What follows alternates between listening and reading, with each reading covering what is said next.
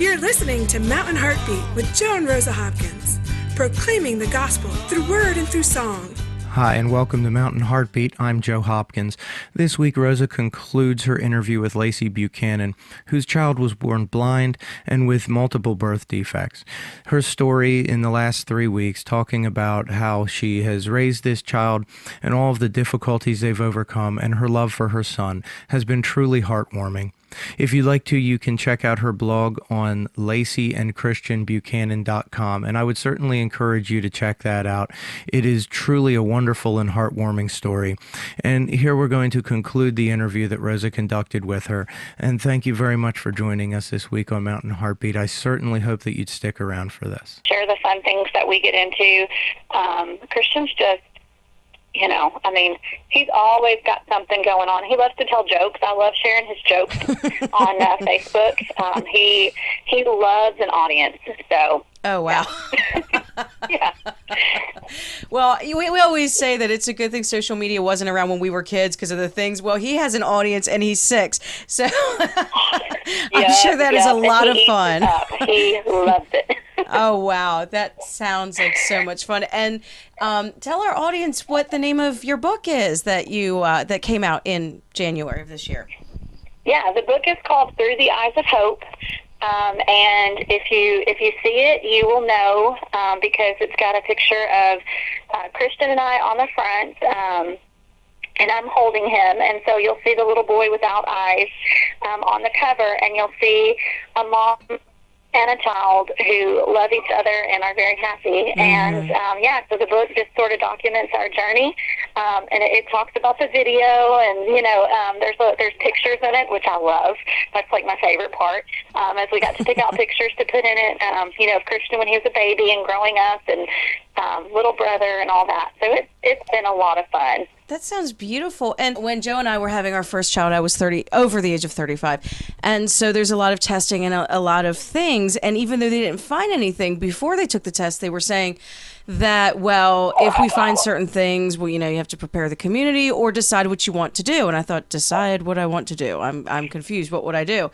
And they said, well, have an abortion or something like that. And so we had that discussion, and I thought, well, we're not doing that. But so if there's somebody in our audience right now who's listening, and maybe they've gotten that diagnosis, or they've heard the news that there's something abnormal, and I'm sure, as you said, all the emotions, fear, being terrified, we don't know what's next, we don't know what's going to do, what's going to happen, all this sort of thing. What would you speak into the life of somebody like that, that's dealing with the news, but also with the pressure? And I know you didn't have that particular pressure, but you've experienced it in the days after you had the child. What would you say to that person if they're dealing with that sort of thing right now?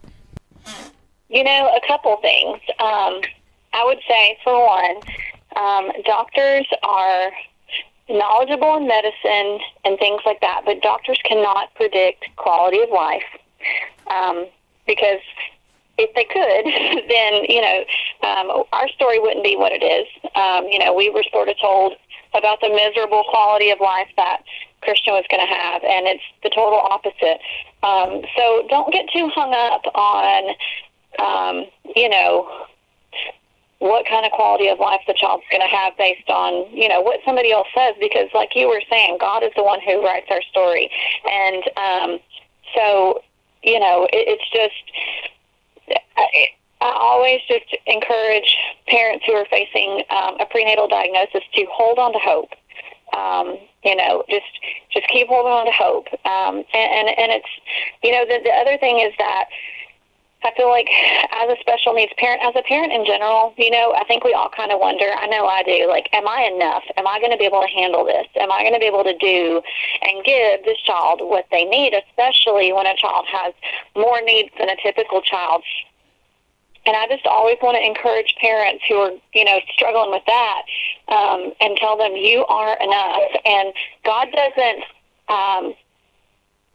he equips us for what he calls us to do. And it's not in our hands to be enough. It's in God's. And, I thought that I was probably like the least equipped person to deal with Christian's disability and everything that he needs. And although I've messed up a lot along the way because parenthood doesn't come with a manual, I have, found my strength in God and trusted in him to just lead me and guide me along the way. And it's been a beautiful journey. It's been, I was so scared about the journey. I was so scared about what was going to happen and what things were going to look like. It has been amazing. I look back and I just thank God that he picked me to be Christian's mom, because, at this point, I feel honored that God would choose me, that God saw me fit to be Christian's mom and to be able to raise a child like Christian. And man, I wouldn't trade it for the world.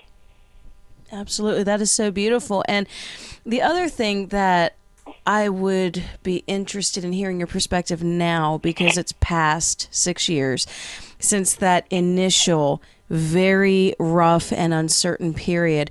You had mentioned that you felt abandoned, you felt uncertain, and I think it sounds like you were feeling like you were drowning under everything. And that was a confusing and extremely difficult period of time, and you weren't sure about many things. Now that you are 6 years past, what do you think, looking back, was going on, and what would you say to people that maybe have made choices that are faithful to life, faithful to God, but they're saying, this is really hard and I feel like I'm drowning and I can't see the light? And what would you say to that situation now? Yeah, well, when I was going through those really hard times, the whole thing was I was letting my circumstances tell me, who God was, and I was letting my circumstances determine what I decided, what was the state of things. And so, I was kind of thinking, well, things are really hard right now, so God must not care about me. Or, why doesn't God just fix this situation? Why does God, why is he picking on me, kind of stuff? And over time, God showed me that, his character is goodness and kindness. And, he wasn't picking on me. He wasn't being mean to me or punishing me with a childlike Christian. It wasn't because I didn't pray hard enough or, anything like that. But he used those hard times to refine me, to help me grow, and become more like, I think, who he wants me to be. And I feel like I've still got a long way to go. But, I'm so much further than I was 6 years ago. I was looking at my situation instead of keeping my eyes on God and trusting him. The Bible says that all things work together for our good. And I couldn't see God's plan. I couldn't see what he was doing behind the scenes. And so I lost hope and I lost trust that he was doing things for my good, that he was, that he was who he says he is. And he has used those situations to teach me that, that he really is good, that he loves me and my children so much, and so, I like to tell people, just because we can't see what God's doing doesn't mean he's not doing it. and God's not defined by our circumstances. Just because we have a bad circumstance doesn't mean we have a bad God. And sometimes I feel like in our humanness, that's what we kind of want to do. But we kind of want to blame God, for those hard times. But in all honesty, the hard times made me a better person. God used them, and I'm thankful he used them to help me, rather than to harm me. His plans for me are good, and his plans for everybody are good. And so you just got to trust in that. You just got to, keep holding on and trust what he says, because it's true. Yeah, absolutely. It sounds like when Peter was on the sea and the waves are about to crash, and he is anybody, most of us take our eyes off Jesus. It's not a weakness on Peter's behalf. That's human nature. I mean, Yeah. and so, but unfortunately, it then does cause us to feel overwhelmed because we don't feel like God's with us, but he's right there. And I love how when he said, Lord, save me, his hand was right there. So he had never left him, even when those waves were crashing. And I know it's easier said than done. And that's why I asked you to explain that a little bit more, because when you're drowning, when it looks like you're going to go under, it's hard to know that his hand is right there. He's never left your side. And your story is inspirational in so many ways. And I would just ask you one more time to tell our listeners the name of your book, where they can find it, and where they can find you online. Yeah, the name of my book is Through the Eyes of Hope. It's available wherever books are sold. You can check out Amazon online, Barnes & Noble, Books A Million online. You can search Through the Eyes of Hope and my name, Lacey Buchanan, and find it. And you can find us all over social media online. We're on Facebook, Instagram, Snapchat. We're on all of it, Lacey and Christian Buchanan. And we're easy to find. Okay. All right. And I thank you so much, Lacey, for being on Mountain Heartbeat today and for sharing your beautiful story with us. Thank you. And thank you for joining us this week on Mountain Heartbeat. I'd certainly encourage you to check out Lacey's book, Through the Eyes of Hope, and her blog, LaceyandChristianBuchanan.com. That certainly sounds very interesting. If you'd like to hear the previous episodes of this interview, they should be on YouTube at youtube.com/Joe and Rosa Hopkins, and or on soundcloud.com/Rosa Hopkins. I would also encourage you to check out Rosa's blog at gutsychristianity.com. And we'll leave you with the title track off of our first album, Give Me a Song to Sing. All day long. Enter to his gates, come, O ye with praise, come with songs of thanksgiving. Make a joyful noise, praises to the Lord, serve the King with all gladness.